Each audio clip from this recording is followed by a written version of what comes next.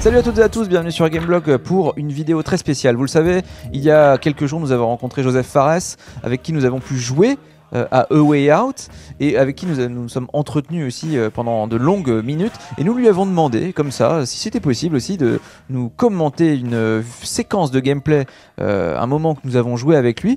Il nous a dit pas de problème, et ben vous savez quoi, vous y avez droit maintenant. C'est Josef Fares qui va vous présenter une séquence de A Way Out qu'il a commenté, qui va nous commenter lui-même pour Gameblog. Et puis bah maintenant on n'attend plus que la sortie de A Way Out pour le 23 mars prochain sur PS4, Xbox One et PC. Ciao. Hello, my name is Josef Fares, writer-director for A Way Out. I'm gonna show you a scene from the game now, and it's very important that you understand that does not represent what A Way Out is. This is just everything you will see here will only happen here. It's extremely important with the variation with A Way Out. So, just to give you a fast, quick presentation, it's a co-op game only. You can play it both online and couch. It will always be in split screen. The reason for that is because the story is told that way. So we're gonna jump in 2 hours into the game after they escape the prison. So the characters know each other a little bit. In the beginning of the games, they are strangers, but right now they know each other a little bit.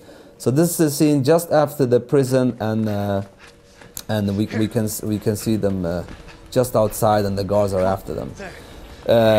So I mean, A Way Out has been very challenging to make, and the reason for that is because we changed the game mechanic a lot, and you will see it in here. And there's a lot of work from the team, but I think it's going to be a great experience for the player. Not only that, I think for a narrative experience like the A Way Out, I think it's important that the game feels refreshed and unique and keeps the player focused and engaged throughout the entire game. And I also think, for my personal taste, I think repetition in games are something that I get tired of. Here's an example also that we play 2 different characters. Even small details like this, that Lee is right now climbing, helping him. There's going to be slight change of dialogue in what they say, and this will go on throughout the whole game. The situations you solve, the animation they had, everything, they react differently to all NPCs or interaction, all situations. So it's double the content all the time, but this will feel very fluid for the player. Yeah, getting back to what I said before, I believe it's very important. It's also my personal taste that the game is refreshing. I mean, A Way Out is now, the whole game is around 7 to 8 hours, and could have easily been done into like a 20 hours, but I rather have a fresh, unique experience all the time than repeating the same thing, and that's very important. And yeah, as you see now, the guards are out there, and you can take them down, or you can pass by them. It's pretty much up to you. One thing to have in mind also playing A Way Out is this is a narrative experience, but it doesn't mean that it's a passive experience. It's a lot of interaction. Sometimes I call it it's a third-person action-adventure cinematic narrative experience. So it's definitely not just a game where you look at cutscenes. We try to give you the controls as much as possible, like you see here. This is a kind of a takedown scenario where you have to co-op and talk to your friend. And talking to your friend is something very important. I will talk about that more soon later on. There's so much things to say here. One thing also to say is that, as I said before, in the beginning of the game they start as strangers. It's almost like you start the game as a single-player experience for every character. So, and then suddenly you talk more and more. So right now the relationship is getting more and more closer, and this is obviously very important for the game, that the characters in the couch talk to each other. So make sure to find someone that enjoys stories. If you want to play a shooter or something like that, you should probably play another game. But there is shooting in A Way Out itself, but when the shooting comes, or pretty much every gameplay in A Way Out is only there when it makes sense. So you could say that the gameplay serves the story. When it makes sense, the story, then we try to find a gameplay that makes sense for the players. So that is very important. So right now we just passed by the guards, and we are on our way to get down to a bridge further ahead. And here's also other details that probably players won't think about. In this case, if if Vincent is the one that is seeing the bridge first, he will start a dialogue. It will probably obviously be the opposite if Leo were the first. So, and again, this is something like most players won't see, but I think it will give like a more information and more relation to the character, which is the most important thing. So in this case we have two guards, and Leo goes to the left, Vincent goes to the right, and they have to take them out at the same time. Now, one important thing here is that if this is actually all the takedown you do with guards, very important, like, so what you have seen here with taking down guards is the only place you will do it. So we will not reuse this, we will not come back to this, you will not sneak around in bushes, do this again. This is very important. I keep taking up all the time. Now this is crazy from a production perspective. My team almost wants to kill me after this, but again, I think it's super important for the story and for the relation with the characters.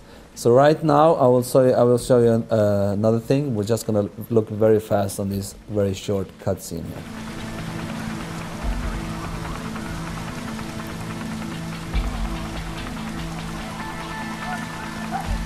God damn it. Hey, let's go that way. We should be able to sneak under the bridge. What? No, it's way too high. Too risky. I say we take that guy out. Take his car, cross the bridge. What are you, crazy? Don't like heights, man, okay? So approximately 2 hours into the game, we take something in called decision. They're there not to change the story, but most of the time change the actual gameplay, the gameplay scenario, which is for me way more interesting. But again, to build in relationships, so you and your friend have to decide what to do here, to go up or under the bridge. And this again to keep the players talking. So again, what goes on the screen reflects what goes on the couch. That's why I prefer you play it in couch. So in this case we choose going over the bridge. And right now Leo or Vincent can go and drive the car. It doesn't matter, and depending who drives the car, there will obviously be different stuff they say, because if Vincent drives the car, he's more suspicious about going over the bridge, so he will have a different attitude. But in this case, Leo's driving the car, so Vincent jumps into the back, and he has to stay hidden in the back while Vincent decides to either just like, you know, drive slowly over, or he can actually go full speed. Also, it depends of what you want to do. And if you have chosen to go under the bridge, there will be a total different type of gameplay. Yeah, so in this case, Leo goes full speed, and you have to like drive through here, and obviously like the police are after them. Keeps driving like an idiot until he comes to this situation. So and then they crash. So this would not have happened if you would have chosen under the bridge. But again, doesn't change the story, the gameplay scenarios, and the relation between the players. So right now the cops are still after them, obviously. So we have a scene where they're chased by dogs. And the same thing here, like with double the content. Like depending who's the fastest one running from the dogs, the dog will catch one of the player. But that's also depending who's the fastest one. So this is a very like stressed out area. And this scene is like full of action and tense moment, but there are scenes in A Way Out which are way more common than this. Right now, as you see, Leo was slower, so the dog catches him. So Vincent was the one in front, but he has to help his co-op partner. But we definitely have way more action in this, but also way more key low moments than this. I think it's very important to keep the variation there.